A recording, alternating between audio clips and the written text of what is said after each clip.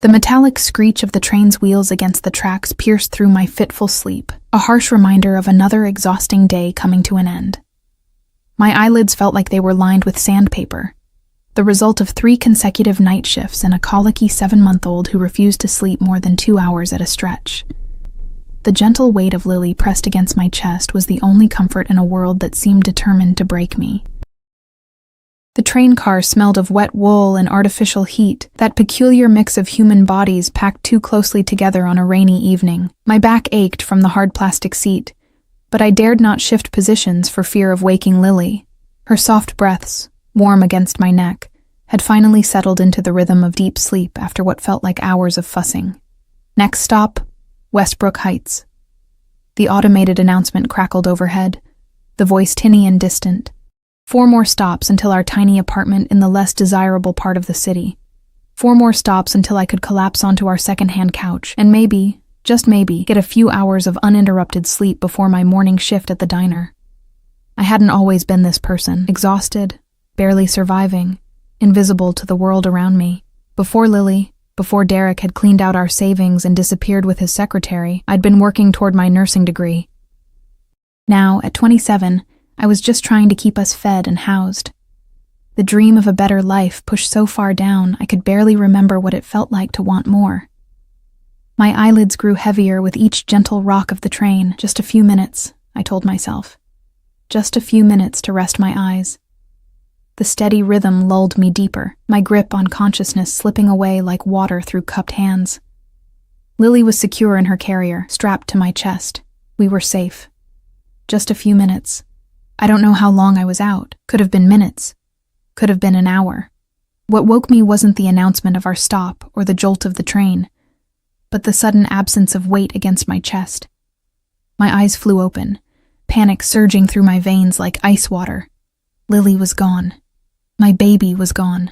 A primal scream built in my throat, my hands frantically patting the empty carrier still strapped to my chest. But before the sound could escape, I saw him. Standing 3 feet away, cradling my daughter with an expertise that spoke of experience, was a man who didn't belong in this world of late-night commuters and minimum wage struggles. Even in my disoriented state, I registered the sharp cut of his black suit, the fabric clearly worth more than I made in a month. His dark hair was styled with perfect precision, not a strand out of place despite the humid evening. But it was his stance that truly set him apart. Feet planted firmly, shoulders squared, as if he owned not just the ground beneath him, but the very air around him. And in his arms, looking impossibly small and fragile, was Lily, my Lily, staring up at him with wide, curious eyes instead of screaming in terror at being held by a stranger. She was about to fall. His voice was low, a rumble that seemed to vibrate in the air between us, accent hinting at Italian heritage. You were sleeping.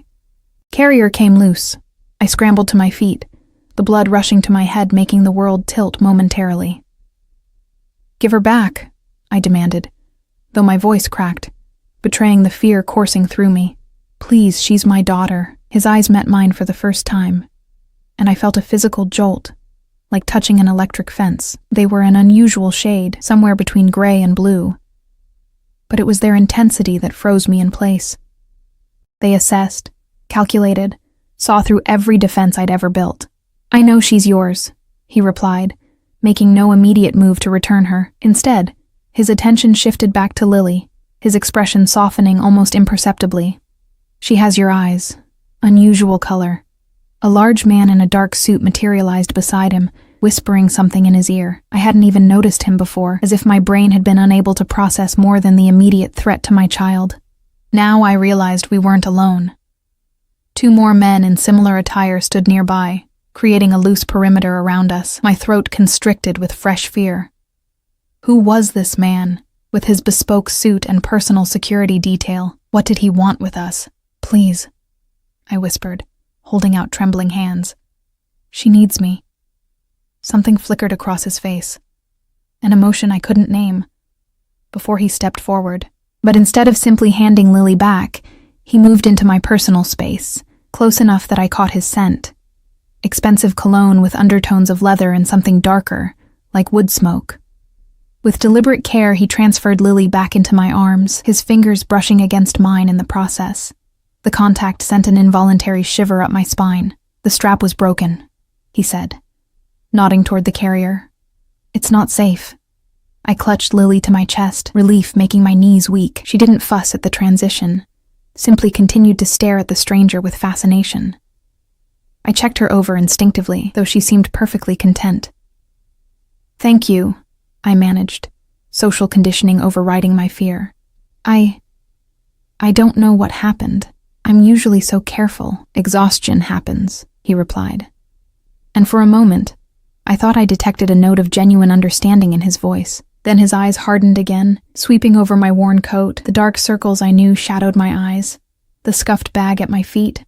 "Where do you live?" The question sent a fresh spike of alarm through me. "Why would you need to know that?"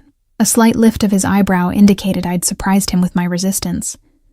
The man beside him shifted, hand moving slightly toward what I suddenly realized was likely a concealed weapon. My heart pounded so loudly I was certain everyone in the train car could hear it. "Your stop," the stranger clarified, though I didn't entirely believe that was his original intent. "Which stop is yours?" "Westridge." I lied automatically, naming a stop that was still several away from my actual destination. Something instinctive told me not to reveal where we lived to this man, no matter how helpfully he'd caught my daughter. His lips curved into the barest hint of a smile, one that didn't reach his eyes. "You're lying." The train began to slow, the automated voice announcing, "Arriving at Eastlake Station." "This is us," I said quickly, gathering my bag with one hand while keeping Lily secure with the other. "Thank you again for your help." I moved toward the doors, desperate to put distance between us and this unsettling encounter. But as I tried to pass, his hand shot out, fingers wrapping firmly around my upper arm. Not painful, but inescapable. "Your carrier is broken," he stated, as if this simple fact gave him the right to detain me. "How will you safely carry your child?" "I'll manage," I replied, trying to pull away. "I always do." "Always?" He tilted his head slightly. "You often find yourself with broken equipment for your child?" Heat rushed to my face. Embarrassment, indignation, and fear creating a potent mix. "That's not... I didn't mean... Antonio." He addressed the man beside him without looking away from me. "Get Ms." The pause was deliberate, an invitation for me to fill in the blank. I hesitated, weighing the danger of giving my name against the reality that I was already caught in whatever this was. "Emma," I finally said. "Emma Reeves. Get Ms. Reeves a car to her actual home," he continued, satisfaction evident in the slight curl of his lip. "And have someone purchase a proper carrier for her daughter." "That's really not necessary," I protested, panic rising at the thought of these men knowing where I lived. "We're fine, really." The train doors opened with a pneumatic hiss. Other passengers moved around us, some casting curious glances our way, but no one intervened. In this city, people minded their own business as a survival tactic. "I insist," he said, in a tone that made it clear this wasn't a request but a command. His hand remained on my arm as he guided me toward the exit, his security detail closing ranks around us. As we stepped onto the platform, the cool night air hit my face, momentarily clearing the fog of fear and confusion. I needed to think, needed to find a way out of this situation without escalating it. Lily began to fuss, perhaps sensing my distress, and I bounced her gently, trying to project a calm I absolutely did not feel. "Look," I said, summoning what little courage I had left. "This is very generous of you, but I don't accept rides from strangers, especially not with my daughter." His expression didn't change, but something dangerous flashed in those gray-blue eyes. "I'm not a stranger to Lily anymore, am I?" He reached out one finger, which Lily promptly grabbed with her tiny hand. "She knows quality when she sees it." The casual possessiveness in his gesture sent a chill through me. Who did this man think he was? "Who are you?" I asked, the question escaping before I could consider the wisdom of it. For a long moment he studied me, as if deciding how much to reveal. "Matteo," he finally said. "Matteo Ricci." The name meant nothing to me, but the way he said it, with absolute confidence that it should mean something, told me it was important, perhaps even notorious. "Well, Mr. Ricci, thank you for your help on the train, but Lily and I really need to be going now." "On our own?" I tried again to move past him, but the circle of suits made it impossible without physically pushing through. Emma. He said my name like he was testing it, rolling it over his tongue. When was the last time someone helped you? Truly helped you? Without expecting anything in return? The question hit with unexpected force, finding the crack in my carefully constructed armor. When was the last time? Before Derek left? Before my mother died 3 years ago? Maybe never. That's not a simple car ride, he continued, his voice softening to something almost gentle. A safe way to carry your child. Small things, easily given. And what do you want in return? I asked, because no one gave something for nothing, not in my experience. His smile widened fractionally, as if I'd finally asked the right question. Dinner. Dinner? I repeated, sure I'd misheard. Tomorrow night. I'll send a car. It wasn't a request. It wasn't even really an offer. It was a statement of what would happen, as inevitable as the tide. I can't, I stammered, mind racing through the impossibilities. No babysitter, nothing to wear, shifts at work I couldn't afford to miss. I have Lily, I have work, all taken care of. He interrupted smoothly. The car will come at 7. Wear something nice. He reached out, this time brushing a strand of hair from my face. The gesture strangely intimate, though you'd look beautiful in anything. Before I could form a coherent response, a sleek black car pulled up to the curb, as if conjured by his will alone. Antonio opened the rear door, waiting expectantly. Until tomorrow, Emma Reeves, Mateo said, stepping back with a slight incline of his head. Surrounded by his men, with Lily growing increasingly fussy in my arms, and with the strange magnetic pull of Matteo Ricci's presence, I found myself guided into the back seat of the car, the door closing behind me with a definitive thunk. As the car pulled away from the curb, I caught a final glimpse of him through the tinted window. He stood perfectly still, watching us leave, an expression on his face I couldn't quite decipher, but that sent a shiver of both fear and something else, something I refused to acknowledge, down my spine. What had I just gotten myself into? And more importantly, how was I going to get out of it? The car glided through the night-darkened streets, its quiet luxury so at odds with my usual commute that it felt like I'd stepped into someone else's life. The leather seats were butter-soft beneath my worn jeans, and the privacy partition between us and the driver gave the surreal feeling of being cocooned in a mobile sanctuary. Lily had settled against my chest. Her earlier fussing subsided into curious coos as she batted at the small, twinkling lights embedded in the car's ceiling. Pretty lights for the little princess, the driver commented, his voice coming through a discreet speaker. Despite his friendly tone, I noticed his eyes constantly scanning the road, the mirrors, vigilant in a way that spoke of more than just professional driving skills. I clutched Lily closer, trying to process what had just happened. Matteo Ricci.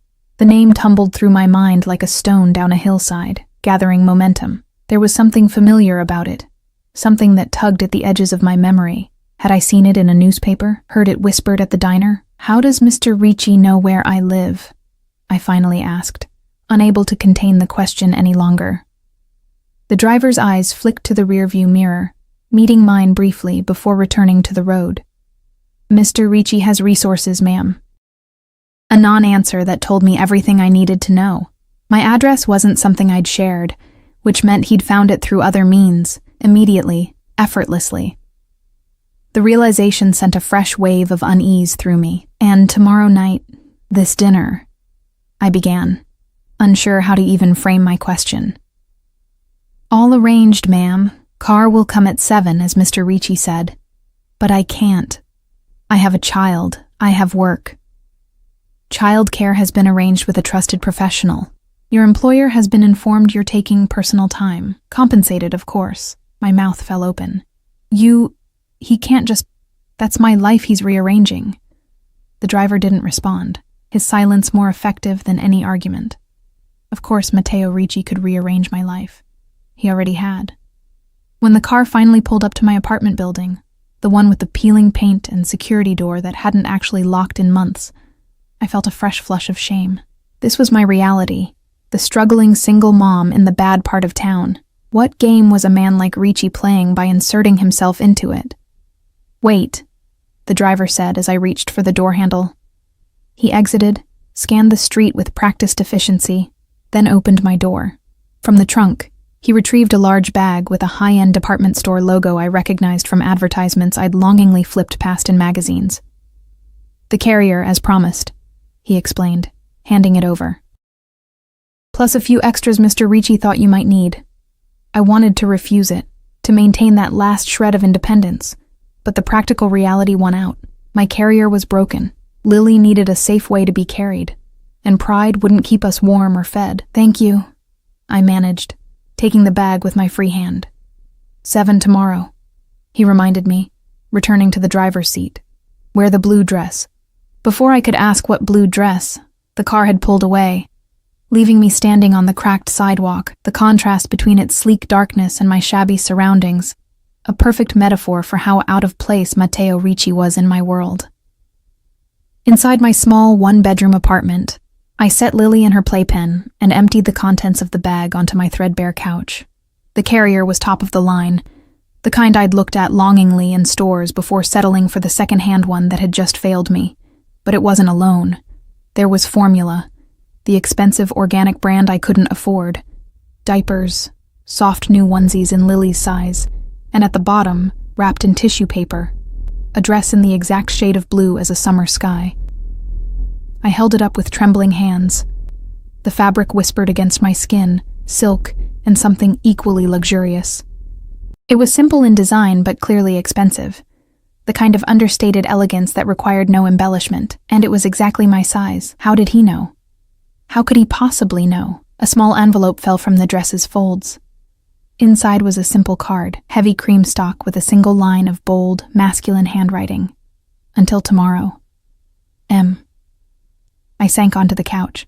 The dress pooled in my lap like spilled water. What had I gotten myself into? More importantly, what did Matteo Ricci want with me and Lily? Men like him didn't notice women like me. Not unless they wanted something. The question was, what? Sleep came fitfully that night, my dreams haunted by gray-blue eyes that seemed to see straight through to my soul. Morning brought no clarity, just the harsh reality of bills stacked on my tiny kitchen counter and a text message from my boss confirming I had the night off. With pay, lucky you. The casual addition of, "Your friend seems very generous," sent a fresh spiral of anxiety through me. What had Ricci told them? What did they now think of me? I spent the day in a state of nervous anticipation, jumping at every sound, checking my phone compulsively though I had no missed calls or messages. Lily, at least, was content with her new toys. Yes, there had been toys in the bag too. Educational ones made of wood and organic fabrics, the kind I would have chosen if money were no object. At 5 o'clock, there was a knock at my door. I froze. Lily in my arms, suddenly certain it was him, that Matteo had come early, that he would see the full extent of my poverty in the harsh light of day. Instead, when I cautiously peered through the peephole, I saw a middle-aged woman with kind eyes and a professional demeanor, carrying what looked like a compact case of supplies. "Ms. Reeves, I'm Patricia, the childcare professional Mr. Ricci arranged. May I come in?" I hesitated, my protective instincts warring with the reality that I had no alternative childcare and no way to contact Ricci to cancel this dinner that was beginning to feel more and more like a command performance. "I have excellent references," she continued, clearly sensing my hesitation. She held up her phone, showing a background check certification and what appeared to be a license. "I specialize in infant care and have worked for Mr. Ricci's associates before." Associates. Not friends, not family. Associates. The word choice didn't escape me. Finally, I opened the door. Patricia entered with the confident ease of someone used to stepping into strangers' homes and taking charge of their most precious possessions. "What a beautiful baby," she cooed, smiling at Lily. "Those eyes are remarkable, thank you," I murmured, still uncertain but somewhat reassured by her professional manner. "She's usually good with new people, but if she gets fussy, she likes to be walked while you hum. Any tune will do. And she might be teething, so there's a gel in the—" "Ms. Reeves," Patricia interrupted gently. I have all the information I need about Lily's routine and preferences. Mr. Ricci was very thorough in his briefing. Now, why don't you get ready? The car will be here in less than 2 hours. Again, that disorienting feeling of my life being managed without my input. How did Ricci know Lily's routine? Had he somehow accessed her pediatrician records? The thought should have terrified me, but instead, I felt a strange mix of indignation and something else. Something dangerously close to being impressed by his thoroughness, his attention to detail when it came to my daughter's care. Right, I said faintly. I should get ready. The next hour and a half passed in a blur of nervous preparation. I showered, taking advantage of having someone else watch Lily to indulge in more than my usual 3-minute rinse. I dried my honey-brown hair until it fell in soft waves past my shoulders, applied minimal makeup with shaking hands, and finally slipped on the blue dress. It fit perfectly, hugging my curves in a way that was flattering without being overtly sexual.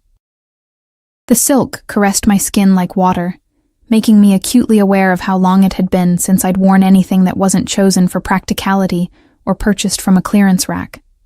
When I emerged from my bedroom, Patricia nodded approvingly. "He has good taste," she remarked. "The color brings out your eyes." I flushed, uncomfortable with the implication that Matteo Ricci had personally selected a dress designed to enhance my features. "It's just dinner," I said, as much to convince myself as her, to thank him for helping with Lily on the train. Patricia's expression suggested she didn't believe this any more than I did, but she simply nodded again. Of course. At precisely 7 o'clock, my phone buzzed with a text from an unknown number. Car waiting downstairs. Antonio, I presumed. Ricci's shadow. I knelt beside Lily, who was contentedly playing with one of her new toys.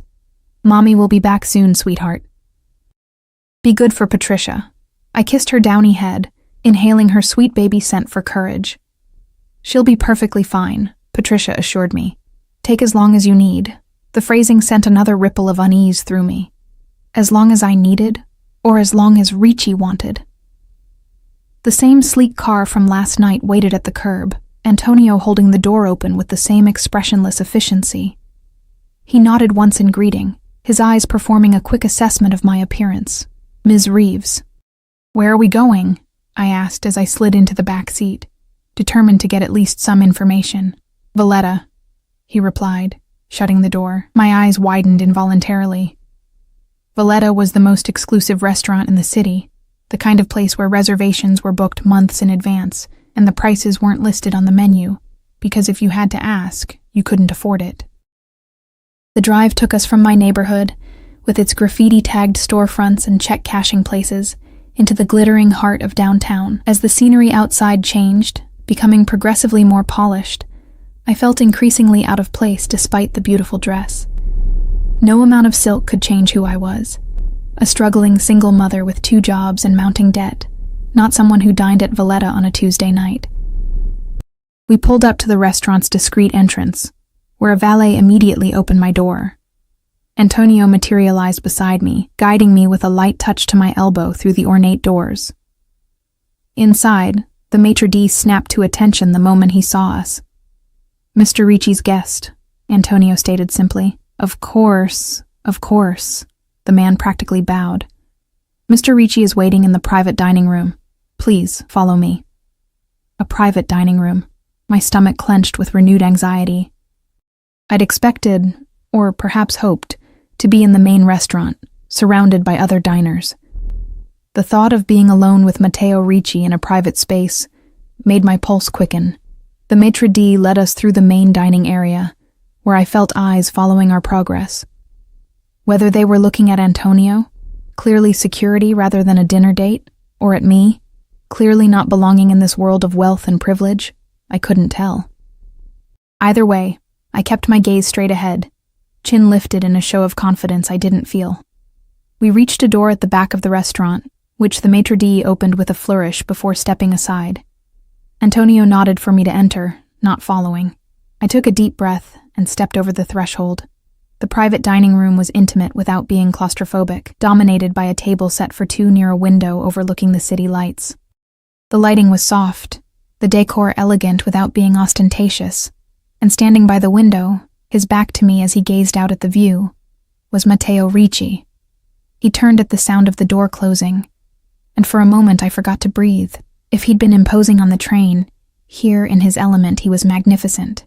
His suit was clearly bespoke, charcoal gray that highlighted the breadth of his shoulders. His dark hair was styled with that same perfect precision, and when his eyes met mine, I felt that same jolt of electricity. "Emma," he said, my name sounding different in his mouth, richer somehow. "You look beautiful." I swallowed hard, fighting the unexpected flutter in my stomach at the simple compliment. "Thank you for the dress. It wasn't necessary." "It was entirely necessary," he replied, crossing the room toward me. "And entirely worth it." As he drew closer, I caught his scent again. That combination of expensive cologne and something darker, more primal. He stopped just inside my personal space, close enough that I had to tilt my head slightly to maintain eye contact. "Are you hungry?" he asked. The question weighted with something beyond its literal meaning. "Starving," I answered honestly, thinking of the lunch I'd skipped out of nervous anticipation for tonight. His lips curved into that same slight smile I'd seen on the train platform. "Good. I've arranged a special menu for us tonight." He guided me to the table with a hand at the small of my back, the heat of his palm seeping through the thin silk of my dress.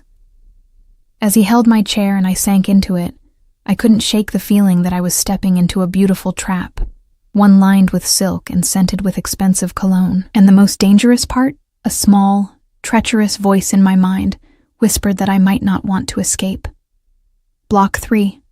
The first course arrived almost immediately after we were seated, delicate scallops nestled on beds of vibrant microgreens, drizzled with a sauce that smelled of citrus and herbs I couldn't identify.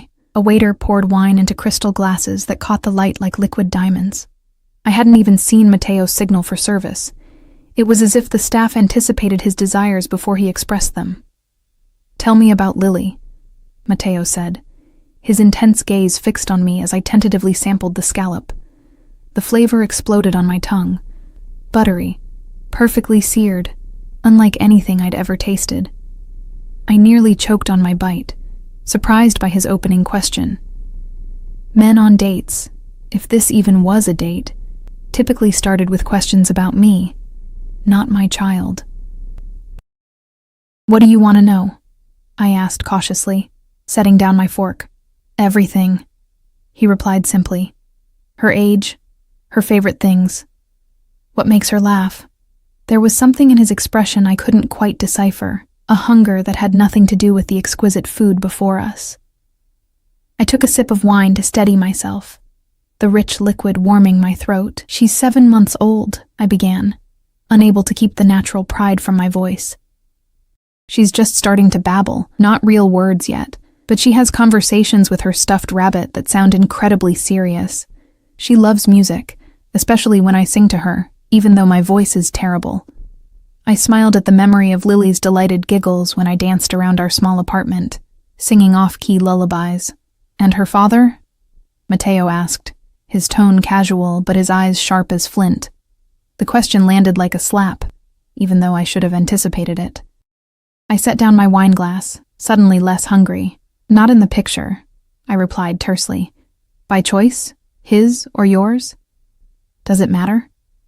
Matteo leaned back slightly, studying me with that penetrating gaze. "It matters a great deal, Emma." The way he said my name, almost like a caress, sent an involuntary shiver down my spine.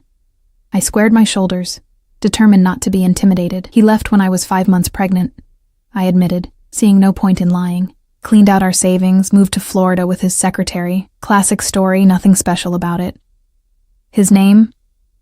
The question was soft but carried an undercurrent that raised the hair on the back of my neck.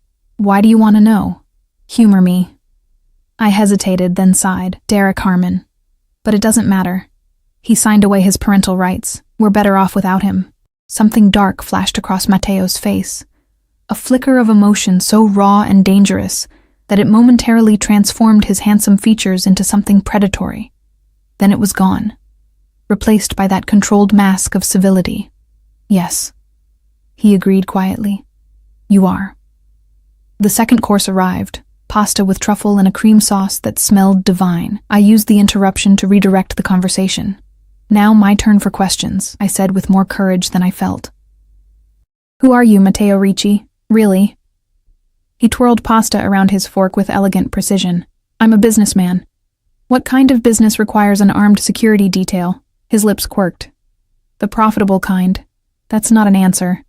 It's the only one you need right now. His tone was gentle but firm. Let's just say I have interests in various enterprises across the city. Imports, exports, real estate, investment opportunities. The vague description could have meant anything from legitimate entrepreneur to something far more sinister. Given the armed men and the way the restaurant staff practically genuflected in his presence, I was beginning to suspect the latter. And why am I here? I pressed, setting down my fork. Why did you arrange childcare, clear my schedule, buy me a dress? Why this interest in a random woman and her baby from a train? For a long moment, Matteo was silent, his expression contemplative as he studied me. When he finally spoke, his voice had dropped to a lower register that seemed to resonate in my chest. There was nothing random about our meeting, Emma. A chill ran through me despite the warmth of the room. What do you mean? I've been aware of you for some time. The pasta turned to ash in my mouth. That's not possible. We've never met before last night. Not directly, no. He took a sip of his wine, watching me over the rim of his glass. But I make it my business to know what happens in this city, especially in my territories. Territories. Not neighborhoods or districts, territories. I don't understand, I said, though a terrible suspicion was beginning to form. 3 months ago, you were working the late shift at a pharmacy on Westridge Avenue when it was robbed. The thief had a knife. You stepped between him and a pregnant customer. My blood ran cold. The incident had been terrifying. A desperate man with wild eyes and a blade that glinted under the fluorescent lights. I'd acted on instinct, pushing the heavily pregnant woman behind me while trying to calm the robber. It had worked. He'd taken the cash and left without hurting anyone. I'd given a statement to the police, but nothing had ever come of it. How do you know about that? I whispered. The pregnant woman was Sofia Vitale, my cousin's wife. Matteo set down his glass with deliberate care. She told me about the brave pharmacy worker who protected her and her unborn child with no thought for her own safety.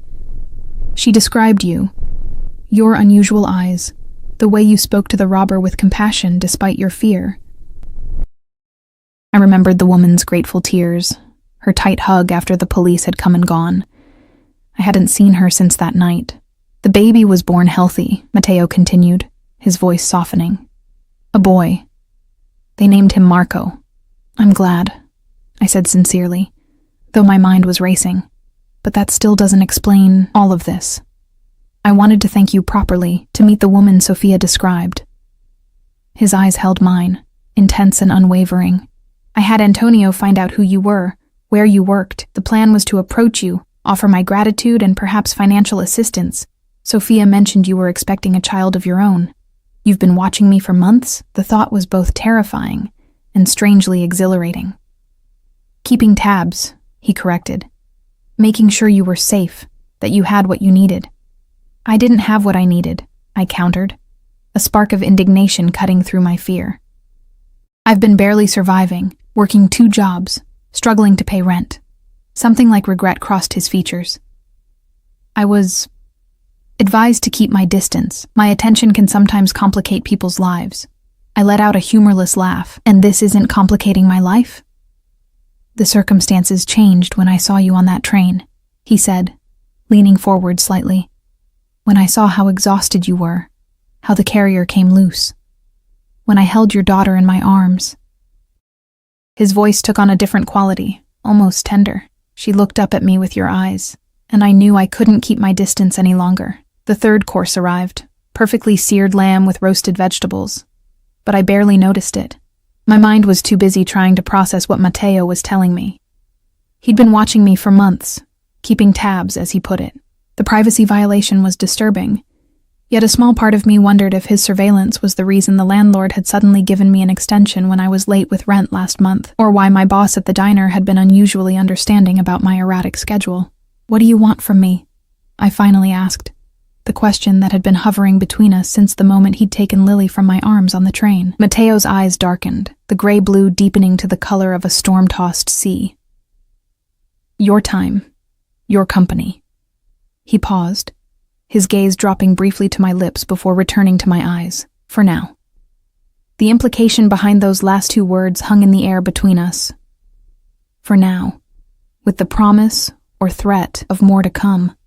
I'm a package deal, I said firmly. Lily is my priority, my everything. As she should be. He agreed readily. I would never ask you to compromise your daughter's well-being, and if I say no, if I walk out of here right now. His expression didn't change, but something in the set of his shoulders shifted slightly. The car would take you home. Patricia would be compensated for her time. You would never hear from me again. I didn't believe him. Not entirely. Men like Matteo Ricci didn't accept rejection easily. But the illusion of choice was better than none at all. And if I say yes? What exactly would that mean? A small, satisfied smile played at the corners of his mouth, as if he already knew my answer. Dinner, like tonight. Perhaps a weekend away now and then. Access to resources that could make your life, and Lily's, more comfortable. In exchange for what? I pressed, needing clarity. Sex? His eyes flashed at my bluntness. I'm not purchasing your body, Emma. I'm asking for a chance to know you. The rest will come naturally, or not at all. I took a long sip of wine, buying time to think. The rational part of my brain was screaming warnings. This man was dangerous, powerful, clearly involved in activities that required armed guards. Yet another part, a part I'd thought had died when Derek walked out, was awakening to the possibility of something beyond mere survival, of being seen, valued, desired. I need time to think, I said finally.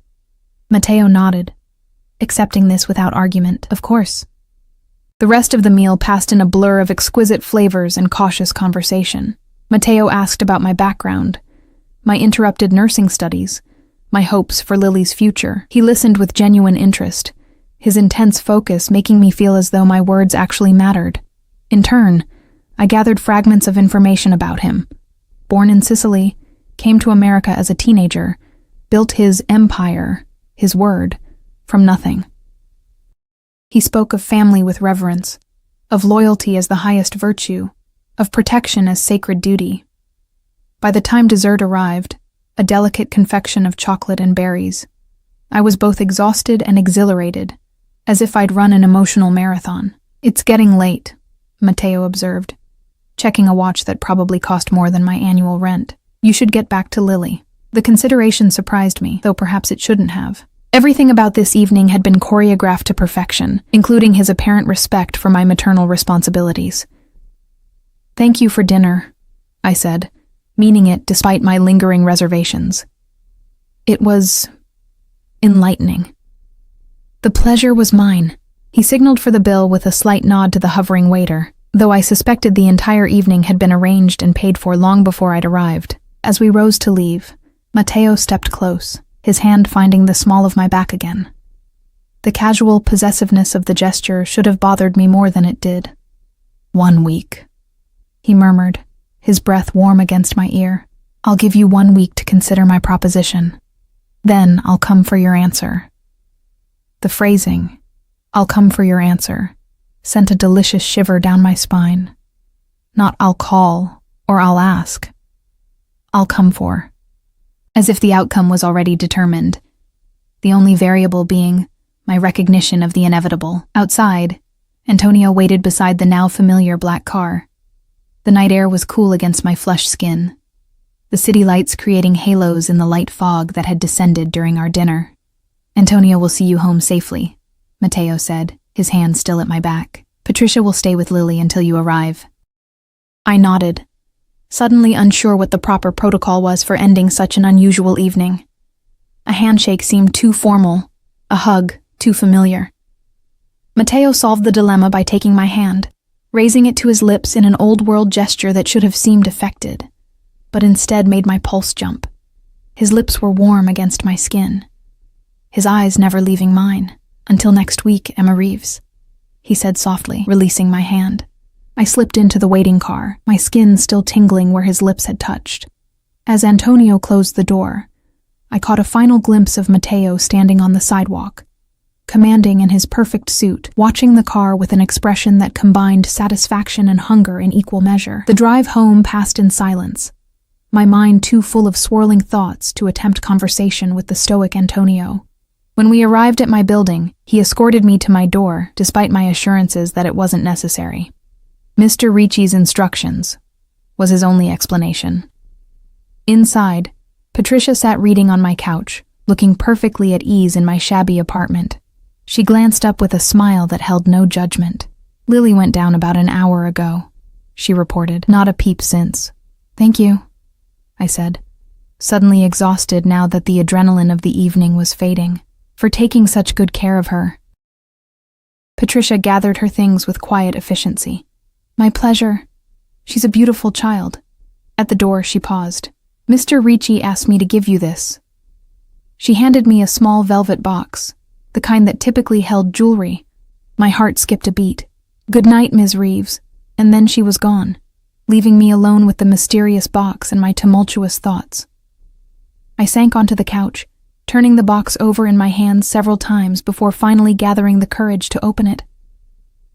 Inside, nestled on black velvet, was a delicate gold bracelet with a single charm, a tiny, perfectly crafted lily flower, its petals inlaid with what looked suspiciously like diamonds. A small card lay beneath it, bearing the same bold handwriting as before. "For Lily. Every princess deserves a crown, but we'll start with this. M." I snapped the box closed, my hands trembling. The gift wasn't for me, it was for my daughter. Somehow that made it more intimate, more dangerous than if he'd given me diamonds. He wasn't just courting me, he was staking a claim on my child as well. 1 week, he'd said. 1 week to decide. But as I checked on Lily, sleeping peacefully in her crib surrounded by the new toys Matteo had provided, I wondered if the decision had already been made for me, the moment I'd stepped into that car, or perhaps even earlier, when his eyes had first met mine on that fateful train ride. The week that followed felt like living in two parallel worlds. By day, I was still Emma Reeves, single mom, waitress, struggling to make ends meet. By night, I lay awake, haunted by gray-blue eyes and the memory of lips pressed against my hand. No additional gifts arrived, no mysterious cars appeared outside my building. True to his word, Matteo had given me space to think. But his presence lingered in the new carrier I used for Lily, in the expensive formula that made her less colicky, in the tiny gold bracelet I kept in its box, unable to decide whether to accept such an extravagant gift for my infant daughter. On the third day, curiosity got the better of me. During Lily's nap, I searched Matteo Ricci online. The results were simultaneously revealing and opaque. Business articles mentioned him as the CEO of Ricci Enterprises, with interests in import-export, real estate, and hospitality. His photograph appeared at charity galas and high-profile events, always impeccably dressed, often alone or flanked by security rather than a date. But there were other mentions too, buried deeper. Whispered allegations of connections to organized crime, investigations that mysteriously closed without charges, competitors who suddenly sold their businesses or left town. Nothing concrete, nothing provable, just smoke suggesting a much larger fire. The Ricci family had historical ties to Sicily, one article noted, with American operations established in the 1950s. Matteo had taken over after his father's retirement 10 years ago and had expanded their influence considerably. Reading between the lines, it wasn't difficult to see what wasn't being explicitly stated. Matteo Ricci was almost certainly the head of a major crime family. I closed my laptop with shaking hands. What was I even considering? Getting involved with someone like him would be insanity. Yet the memory of his focused attention, the way he'd listened when I spoke of my dreams for Lily, the respect he'd shown for my role as her mother. These things haunted me, alongside the more unsettling revelations. On the 5th day, Derek called. My ex's number appearing on my phone screen was so unexpected that I almost didn't answer. We hadn't spoken since he'd signed away his rights to Lily, the final contact in a painful dissolution that had left me emotionally and financially devastated. "Emma." His voice sounded strange, almost frightened. Are you okay?" "I'm fine," I replied cautiously. "Why wouldn't I be? I wanted to check on you. And Lily. Make sure everything's normal." A chill ran down my spine. "Derek, what's going on?" "Nothing. Nothing's going on." The forced casualness in his tone was alarming. "Just thinking about you guys lately. Listen, if you ever need to, I don't know, leave town or something, I could help with money." "Leave town? What are you talking about?" "Nothing. Forget I said anything." He paused. "Just be careful, Em, that's all." Before I could press further, he hung up, leaving me staring at the phone with a growing sense of unease. Had Mateo reached out to Derek somehow? The timing seemed too coincidental, especially given his interest in my ex during our dinner. By the 7th day, the deadline Mateo had set, I was a bundle of nerves. Lily sensed my anxiety, fussing more than usual as I paced our small apartment, jumping at every sound in the hallway. Would he simply appear at my door, send a car, call? As evening fell and Lily finally settled to sleep, I sat on the couch clutching a mug of tea that had long gone cold. The knock, when it came, was soft but decisive. 3 precise taps that somehow conveyed authority despite their restraint. Taking a deep breath, I opened the door.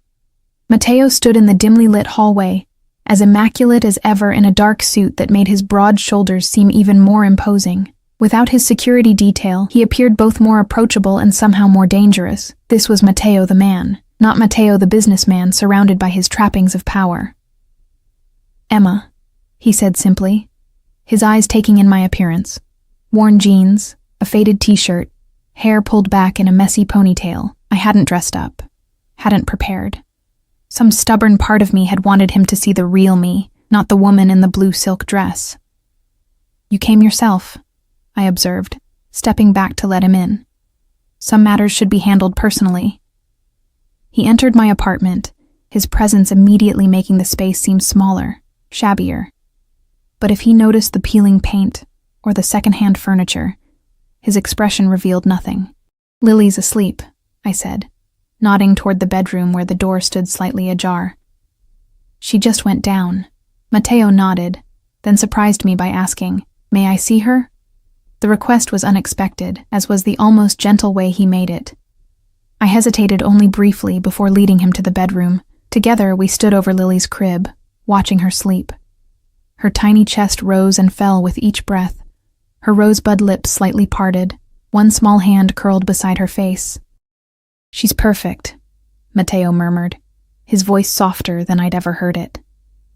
"Yes, she is," I agreed, my throat tightening with emotion. We returned to the living room, the moment having shifted something between us, created an intimacy that transcended the physical space we occupied. "Did you contact Derek?" I asked without preamble, needing to address the suspicion that had been gnawing at me. Mateo's expression didn't change, but something in his eyes hardened, not directly. "But you did something." He called me, sounding scared, offered money if I needed to leave town. A slight smile curved his lips. Perhaps he had a sudden attack of conscience. "Mateo." I crossed my arms. "What did you do?" "I made inquiries," he replied calmly, "about the man who abandoned his pregnant girlfriend, stole her savings, and left her to struggle alone." The casual way he described Derek's betrayal made it sound even worse than it had felt at the time. "And these inquiries somehow made him call me in a panic? Information is a powerful tool, Emma. Sometimes merely knowing that someone has been asking questions is enough to encourage reflection." A chill ran through me. "Did you threaten him?" "I didn't have to." Mateo took a step closer, his scent, that now familiar blend of expensive cologne and something darker, enveloping me. Men like him, who prey on the vulnerable, are always afraid deep down. They know what they deserve. The implication hung in the air between us. I should have been horrified, should have ordered him to leave. Instead, I found myself fighting an inappropriate urge to smile at the thought of Derek, who had left me at my most vulnerable, experiencing even a fraction of the fear and uncertainty he'd inflicted on me. "Have you decided?" Mateo asked, changing the subject with the confidence of a man accustomed to directing conversations. I took a deep breath. "I have questions first." He inclined his head slightly. Ask. The articles about you, the rumors, are they true? I forced myself to meet his gaze directly. Are you involved in organized crime? For a long moment, Matteo was silent, his expression unreadable. Then, to my surprise, he moved to sit on my couch, an oddly normal gesture in this surreal situation. He patted the space beside him, an invitation rather than a command. I sat, leaving enough space between us that we weren't touching, but close enough to feel the heat radiating from his body. My family has operated outside conventional legal boundaries for generations, he finally said, his voice measured. We provide services that people need, but that the legitimate world cannot or will not offer. Protection, resolution, opportunity. It wasn't a direct confirmation, but it wasn't a denial either. Have you killed people? The question slipped out before I could stop it. His eyes met mine, unflinching. I have removed threats to my family and my interests. I don't take such actions lightly, but I don't hesitate when necessary. My heart pounded in my chest, but I forced myself to continue. If I say yes to whatever this is, what would it mean for Lily? Would she be in danger because of your business? No. The word was spoken with absolute conviction. My personal life is separate from business matters, and if we were to become involved, you and Lily would be under my protection. No one would dare touch what belongs to me. The possessiveness in his tone should have repelled me. Instead, it sent a traitorous thrill down my spine. To be claimed so completely, to be sheltered rather than exposed. After years of struggling alone, the promise was seductive. And what about when you get bored with me? I challenged. When a newer, shinier toy catches your attention, Matteo's expression darkened, his hand suddenly cupping my face with surprising gentleness. You misunderstand me, Emma. I don't pursue women casually. What I feel for you isn't a passing interest. You barely know me, I whispered, though I didn't pull away from his touch. I know enough, he replied, his thumb brushing my cheekbone. I know you're brave. You faced down an armed robber to protect a stranger. I know you're resilient. You've raised your daughter alone despite every obstacle. I know you're loyal. You speak of Lily with a devotion that echoes my own values about family. Put like that, it sounded almost reasonable. Almost. And if I say no? I asked, echoing my question from the restaurant. His hand dropped from my face, and he leaned back slightly. Then I walk away. But I want you to be certain, Emma. I can give you and Lily security, comfort, opportunities that would otherwise be beyond reach. At what cost? Your company, your trust, eventually your heart. His gaze was unwavering. I'm a patient man, Emma. I can wait for the last part. The room felt too warm, the air too thick. I stood abruptly, needing physical distance to think clearly. What about your world? The danger, the violence? How can I raise a daughter in that environment? Matteo rose as well, his height making him tower over me slightly.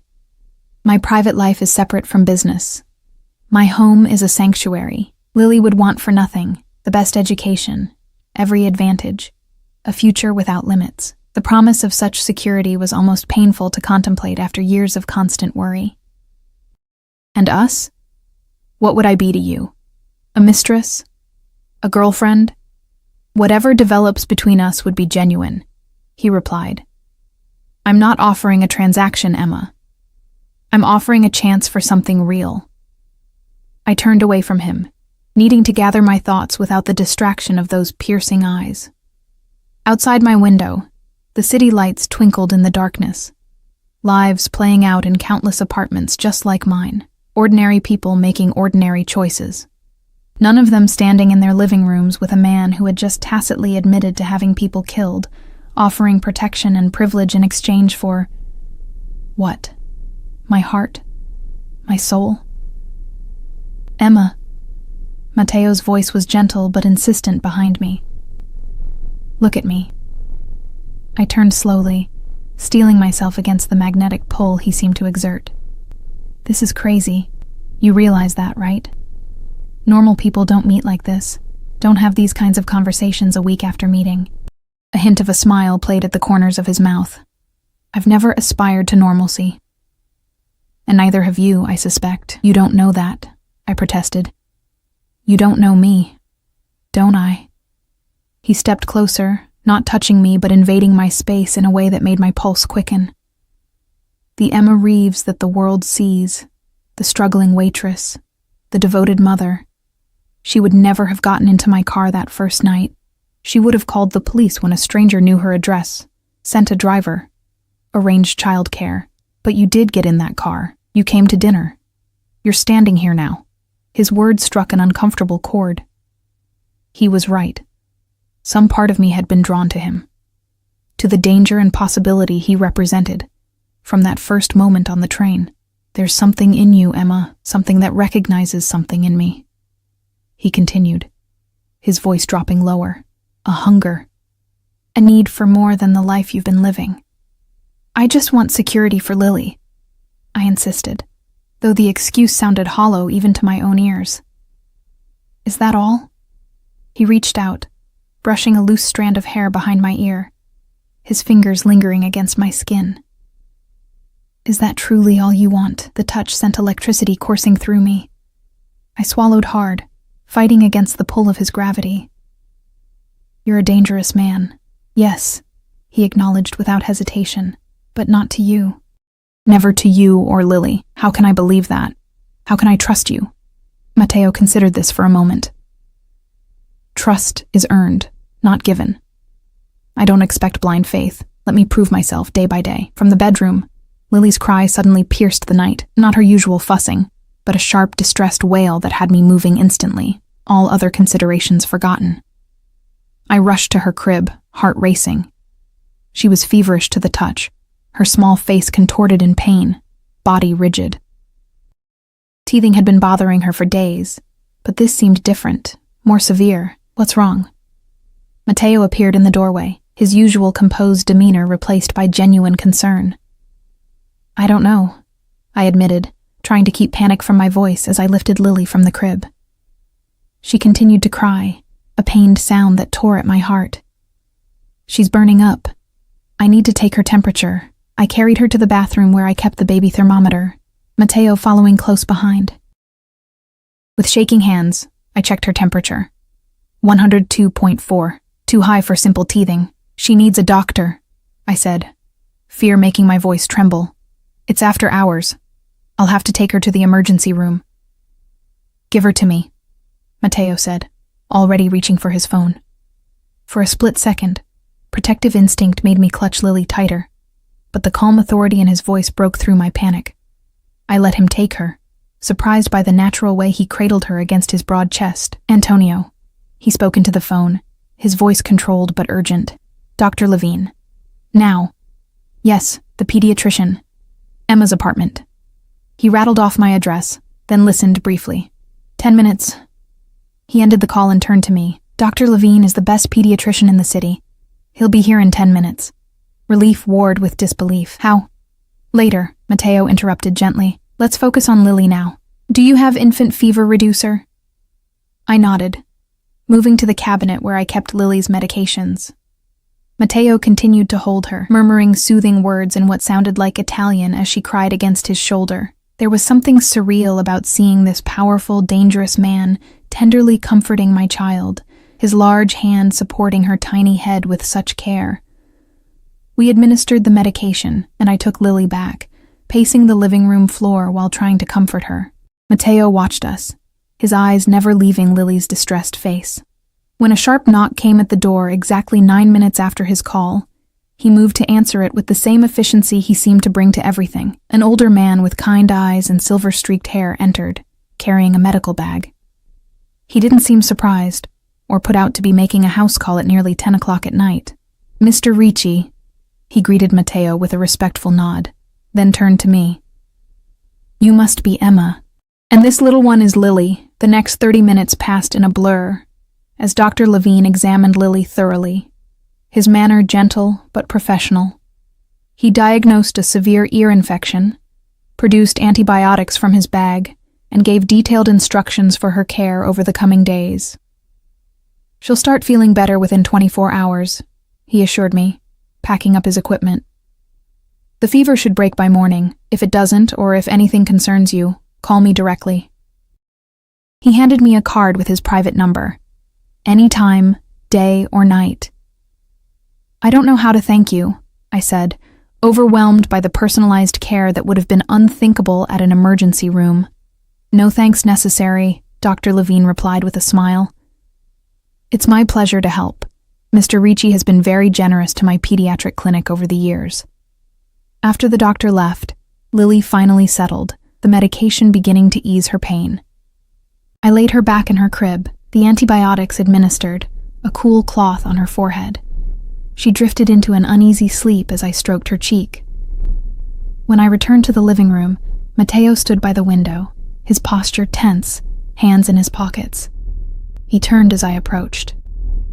Thank you, I said simply, for the doctor, for everything. He nodded once, his eyes searching mine. This is what I was talking about, Emma. Protection. Resources.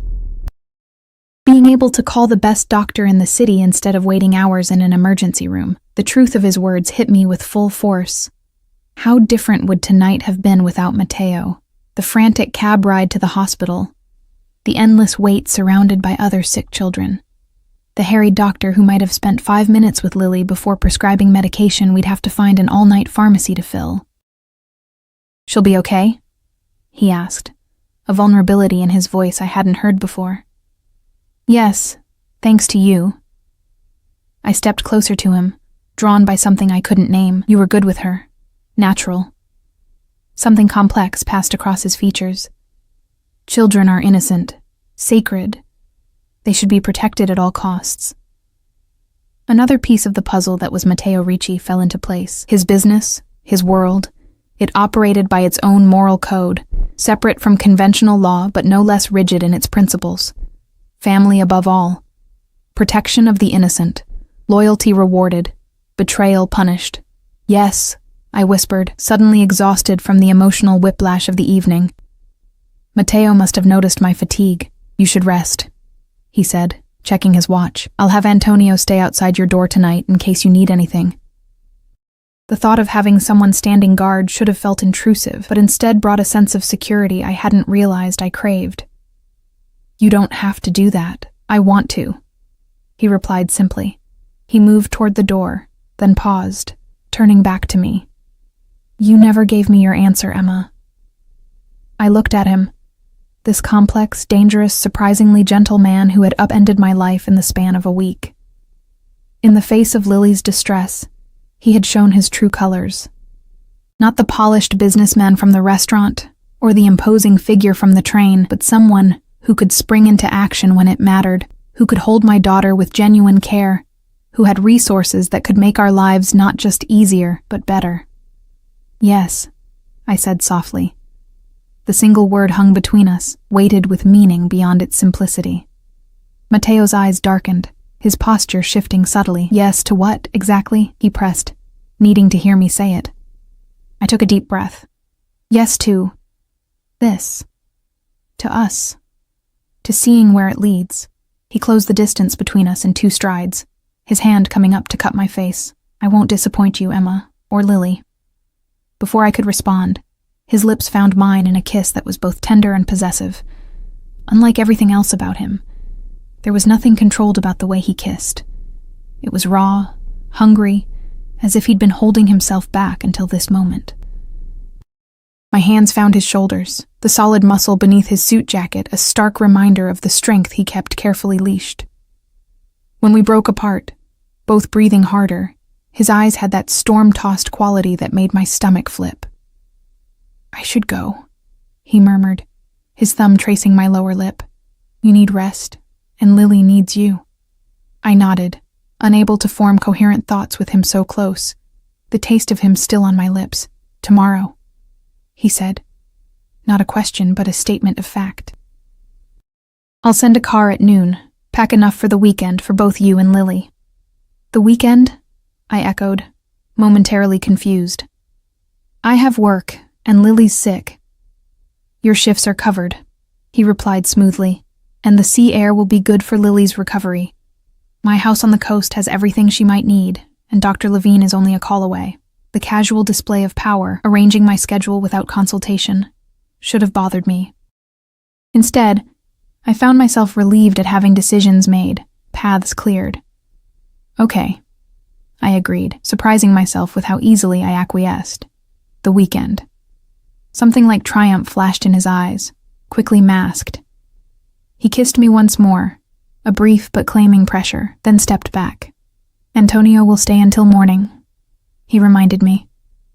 If Lily's fever doesn't break, or if you need anything at all, he'll contact me immediately. At the door, he paused, his expression softening as he looked back at me. Sleep well, Emma. After he left, I checked on Lily again, relieved to find her sleeping more peacefully, her skin slightly cooler to the touch. The events of the evening played through my mind as I prepared for bed. Mateo's confession about his business, the sudden illness, the kiss that had awakened something I thought long dead.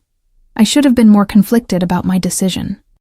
The rational part of my brain understood exactly what and who I was getting involved with. Matteo Ricci lived in a world of power plays and violence, of loyalty enforced by fear as much as respect. By saying yes, I was stepping into that world, bringing Lily with me. Yet as I drifted toward sleep, what I felt wasn't fear or doubt, but a strange sense of rightness, as if pieces long scattered were finally falling into place. Since Derek's betrayal, I'd been adrift, focused solely on survival. Matteo offered something beyond mere existence, protection, yes, but also passion, purpose, a belonging I hadn't realized I craved. Tomorrow would bring a new chapter, full of unknowns, but for tonight, knowing Antonio stood guard outside, that Matteo was a phone call away, if Lily's condition worsened, I allowed myself to truly relax for the first time in months. Whatever storm I was sailing into with Matteo Ricci, at least Lily and I wouldn't be fighting the waves alone anymore. And perhaps, in the shelter of his protection, we might find not just security, but happiness. Not the normal, ordinary happiness I'd once thought I wanted, but something deeper, more intense. A happiness earned through risk, through choosing the dangerous path instead of the safe one. As sleep finally claimed me, Matteo's words echoed in my mind. I've never aspired to normalcy, and neither have you, I suspect. Perhaps he was right. Perhaps I never had.